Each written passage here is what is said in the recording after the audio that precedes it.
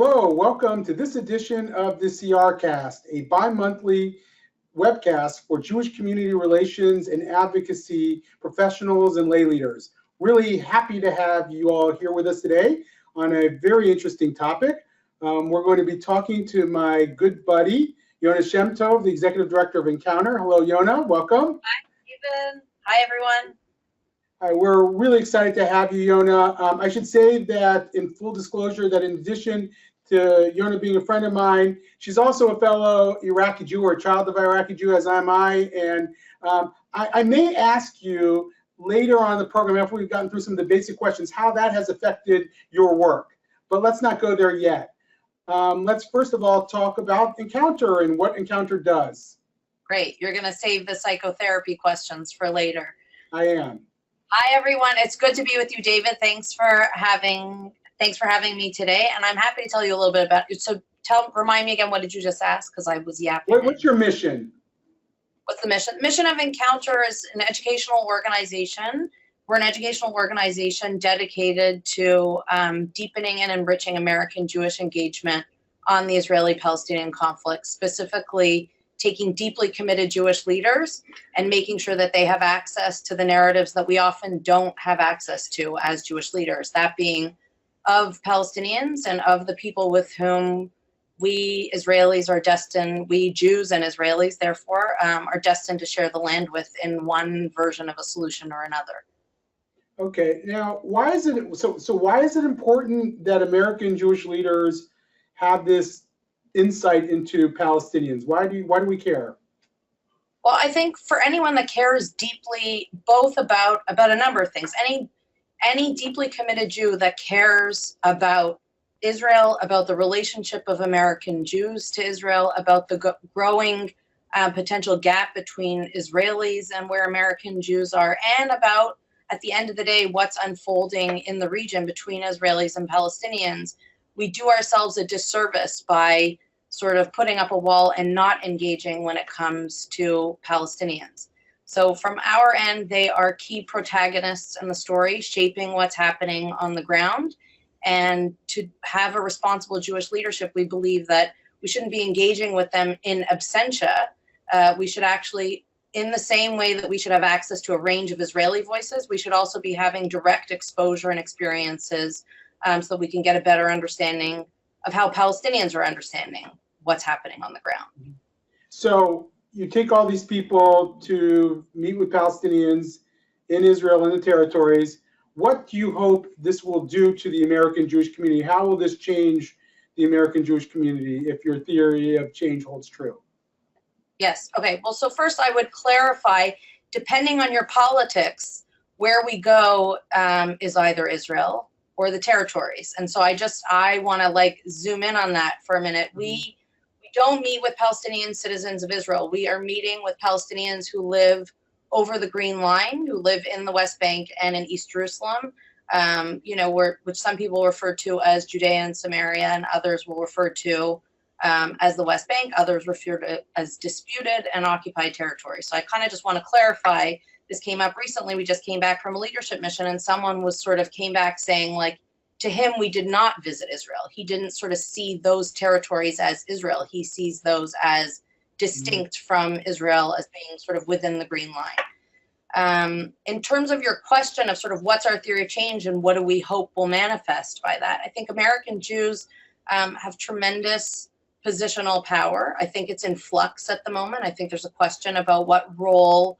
American Jews have in terms of, we're in a new administration, and the peace process as it is sort of on a stalled pause. But I think American Jews, both in terms of our connection to Israel, shape philanthropy, education, relationships, have relationships with members, senior and influential members, both of the Israeli government, but I think also of Israelis in general. That's on that end. The other piece is Israel is a central pillar. Like it or not, it's a project of sort of North American Jewish or global Jewish identity. How one defines themselves in relationship to Israel is a central piece of what it means to be a Jew, which means, like it or not, the conflict sort of surfaces in any serious investigation of what it means to be a Jew today. So I believe, like, you know, responsible, literate Jewish leaders need to be engaging, A, on the conflict, and B, to do so responsibly, which means not just putting on blinders and only engaging in the silos that we're used to. We hope to add texture and nuance to the conversation. Right. So a number of Jewish community relations professionals have gone on Encounter. I'm going to out myself right here. I also participated in the Encounter mission. And a range of prominent people, maybe we'll talk about that, have also participated. How have some of the individuals been changed? And by the way, let me just pause for a second. If you have questions, we are going to start fielding questions toward the end here. So please feel free to type them up and we'll be able to see them. How have individuals been affected by Encounter? Can you give me an example or two?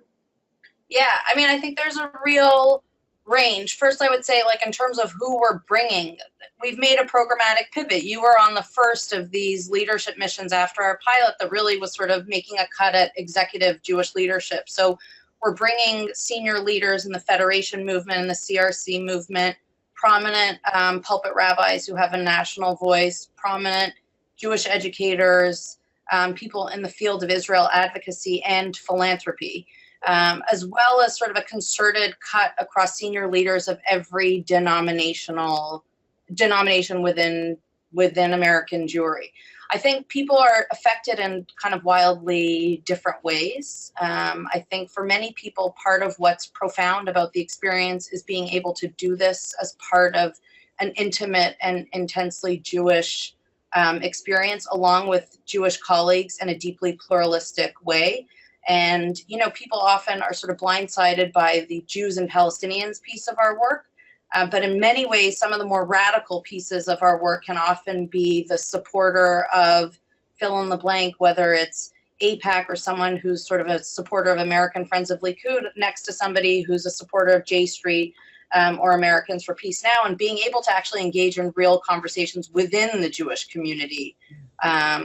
Kind of conversations that I feel like the larger national politicized and polarized discourse don't really allow for as much. So I think that's like definitely a major takeaway for people. We had someone on this last program I just returned from last week, someone at a very senior national organization in your hometown in Washington, kind of speaking about how after 24 hours, these words that are verboten in the American Jewish community were suddenly normalized, and that we had 36 people engaging in real, meaningful, substantive conversation about things that are often like the big white elephant in the room that most people don't want to talk about. And sort of he referred to this as like, all of a sudden we have dancing white elephants, and Jewish communal professionals really able to engage in a deep way. So I think that's a profound experience for people suddenly to be able to engage very differently. I think for others, you know, there's something about the theoretical knowing. It's sort of, you can study all the theoretical stuff around swimming, to use a very simple and silly example, but there's nothing quite like being in a three-dimensional experience and frankly meeting people. And I think we know that is true. I come to this work as a Jewish educator. I've led birthright programs and plenty of trips to Israel. And so I think for many people, there's something profound about standing 15 minutes from Jerusalem and seeing it suddenly from a very different vantage point and beginning to understand, what does security really mean in this context? You know, are we really sort of making ourselves safer when we're in, you know, standing in certain neighborhoods of Jerusalem, and sort of really kind of grappling with less theoretical, but sort of more the real manifestations of how things show up on the ground. So not everybody has come out in the open about their participation in Encounter. Yes. Some haven't. Has there been any political backlash against any participants? Or is it something for that joining? People are just worried about? Yeah, they're worried about, they don't talk about it, they don't want their pictures on the website, and therefore they stay under the radar screen. Yeah, no, I'm glad you asked that question. We offer a kind of, an undercover option for people. We offer for folks that want to attend, but feel kind of threatened either by how their constituents, their donors, their lay leaders, or even some donors are concerned about how family members might view their participation. This is how polarized it is. So we offer an option to people to come, not have their photograph, in public and not have their name shared. So there definitely are a number of people who are sitting in different positions across the community, and I think it speaks to, it's diagnostically significant, as one of my board members would say, around where the American Jewish community is on this issue. In terms of has there been blowback, the only sort of big concrete thing that I know of is I know that there was a pulpit rabbi who did lose a significant funder over a sermon that I don't think was particularly controversial, but in the sermon where the rabbi shared some vignettes from the experience, and the idea that the rabbi would go and participate in such a program was such an anathema to this congregant, they pulled funding. So that was the only one particular thing. For the most part, we've been pleasantly surprised. People are rattled. Maybe some people are, most people honestly are very curious. Even the people who give people a hard time for going really want to know, well, what do the people living in Bethlehem have to say? What do the people in Ramallah have to say about their leadership? What do they think about what's happening, in the Knesset? What do the people living in East Jerusalem think about what's happening 10 minutes away? So genuinely, I think there's a lot of curiosity and a lot of fear from people about what it might mean. There's this idea that it could be treasonous to talk to Palestinians, and that's something that we're trying to disrupt. That's a notion we're trying to disrupt. That lahefech, in Hebrew, the opposite, to be a lover of Israel, to be a supporter of Israel, actually we have a responsibility to engage with Palestinians. Right. So you're meeting with Palestinians. They're meeting with Palestinians. There's a range of perspectives that they are hearing. I know when I was there, we also went to a refugee camp, which I'm not sure had been done in the past trips, maybe since. What are the range of Palestinian perspectives that people are exposed to? Where do you take them? And who do they meet with? Yes. So we work really hard. 4 days is ultimately not a lot of time, especially because, as I mentioned earlier, part of what we're trying to do is also foster connections across the diversity of participants that we have.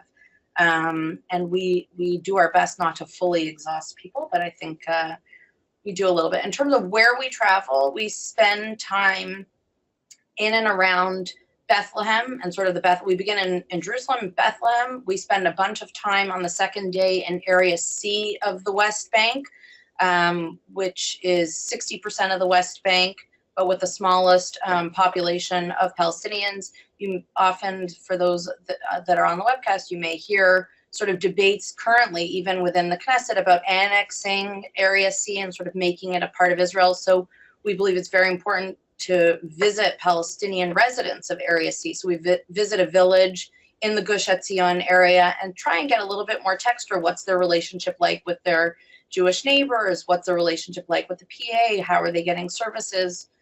How are they relating to the grandiose discussions of solutions, etc.? We then make a pivot back to Jerusalem, which is kind of a place that so many of us think of as home, and many of our participants are actually have a home in Jerusalem. And we spend the entire day right through overnight in East Jerusalem. And the idea being really that Jerusalem is not simply a city in the conflict, it is the city at the center of the conflict, and it is a topic itself sort of in final status negotiations. And it's because of its familiarity to us, we may not even realize the parts of the city that we are unfamiliar with. And so we spend a lot of time literally a stone's throw away from places where many of us spend a lot of time when we go to Israel, and try and open up for people. Here are the residents of these different communities. And then we spend the final day in Ramallah. And sort of the idea is to expose the participants both to village life, city life, more kind of like, there's a range of class, like the folks that are speaking to our groups have a range of where they are in socioeconomic class, cosmopolitans and sort of less so. And yes, we have actually continued to visit the refugee camp, given that that's also one of the most vexing and frankly challenging issues, I think, when we talk about the conflict, sort of the whole issue of Palestinian refugees and the right of return and sort of how that manifests for them. So really are busy kind of trying to break up this idea of a monolith of Palestinian society and start to get at the diversity, sort of what are the fault lines within Palestinian society? What are they arguing about when it comes to the future? What are their red lines, I guess you could say? Muslim, Christian, secular, younger, older, etc. Right.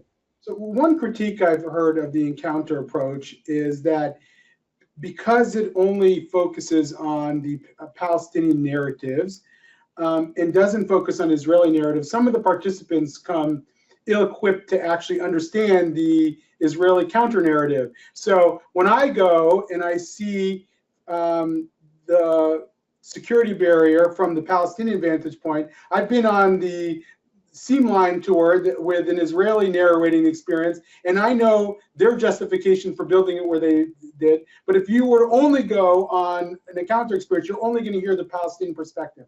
How do you answer that? How do you respond to that? Yeah.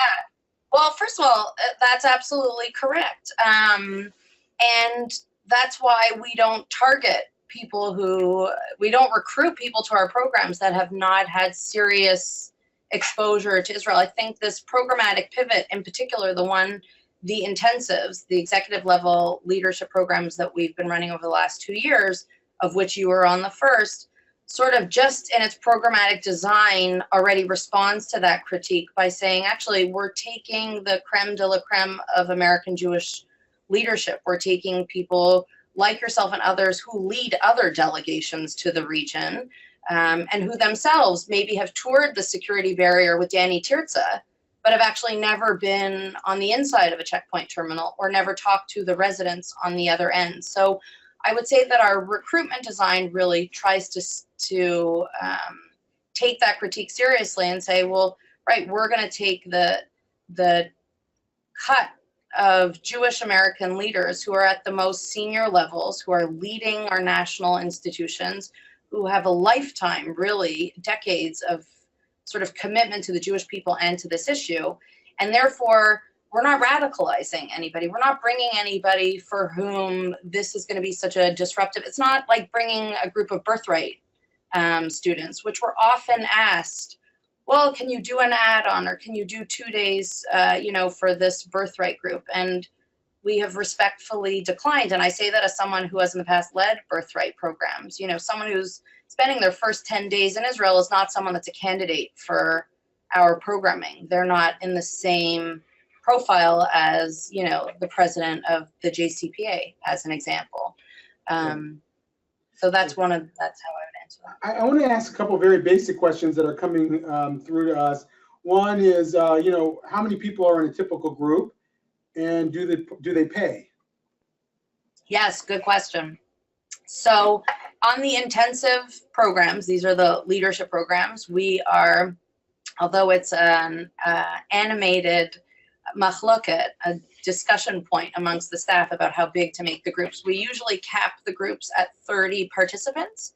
And we also have, in addition to staff, we have 6 facilitators, sort of lead facilitators. And the facilitators are past participants. So they are themselves leaders of institutions in the American Jewish community who come back and serve as sort of facilitators for the conversations on the program. These programs are by invitation only, and they are subsidized by our donors. We're happy for the people that we are inviting. If they really want to pay for them, we're happy for them to pay for them. But in the past, we have learned, for a host of reasons, it's been difficult for many professionals to prioritize this and encounter sort of making this a paid for experience has really increased our capacity to reach the top level of leaders that we're hoping to engage on this issue. We do reserve a number of seats on every cohort that we convene for lay and philanthropic leaders, because of course the lay leaders in the community play such a vital role, and we're hearing increasingly from Jewish communal professionals across the sectors and across denominations that actually they feel it's essential for their lay partners to have this experience in order to sort of fully think about how to translate this back into a meaningful institutional change upon return. And so for the lay leaders, we ask them to pay for their own flights, and we cover the land cost for them, although if they want to pay for it, they are certainly invited to. Mm-hmm. So one of the interesting aspects about the encounter methodology is participants are encouraged to ask questions, but not engage in back and forth with their Palestinian participants. What's the theory behind that? Why not let them argue? Yes. Okay. Well, so I would say I would quibble with the language and say that it's not about not engaging in back and forth.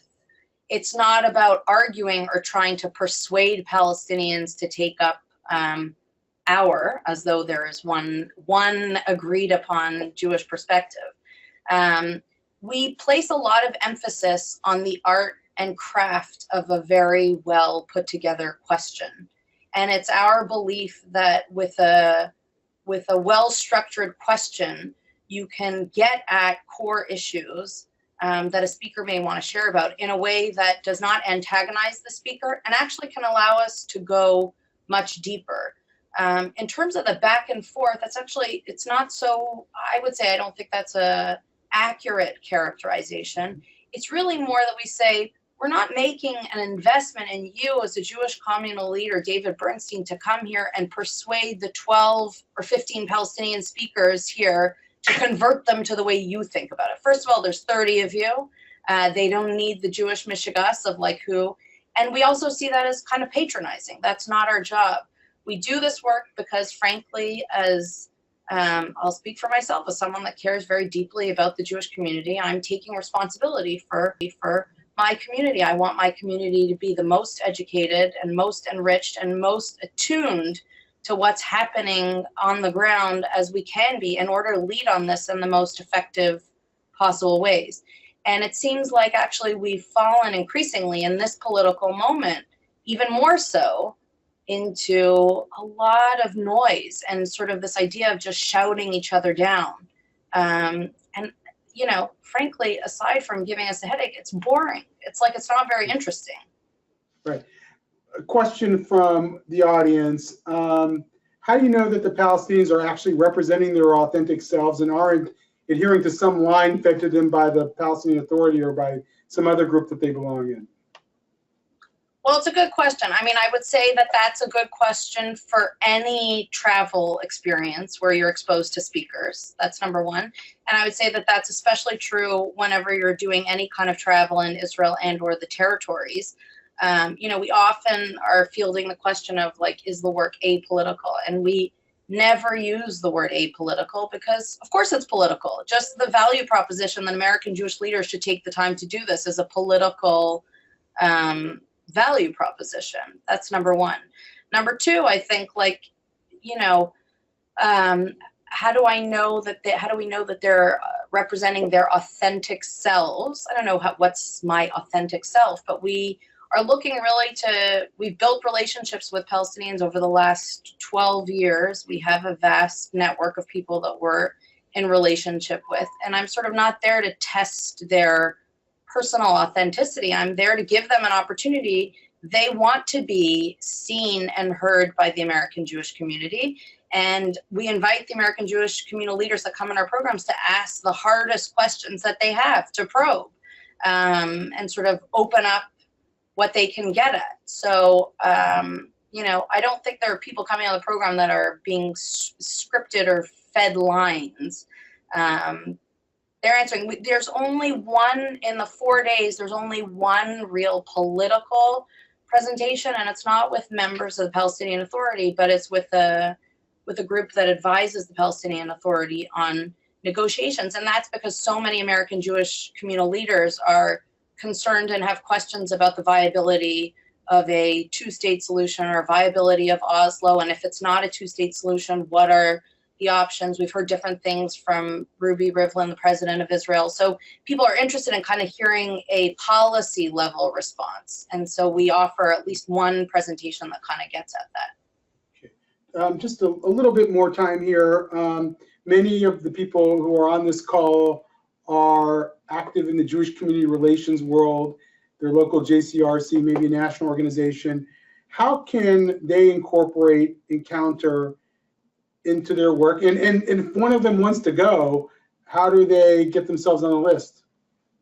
Yeah, so if you are someone situated within the Jewish community as a director of a JCRC, you are eligible to participate in our intensives. And if you're a lay or volunteer leader, there's more information about this on our website. There's also an inquiry form where you can inquire if you are eligible to participate. And I would also say, you know, there's a number of like really talented JCRC directors who have participated thus far and are thinking very intentionally and carefully about what does it mean to both incorporate the voices, multiplicity of voices of sort of from a Palestinian perspective, but also connecting across difference within our own community. And that's something that's sort of like the secondary piece of what it is that we're doing. So I'd invite people to visit our website. You can learn a bit more about the programs there.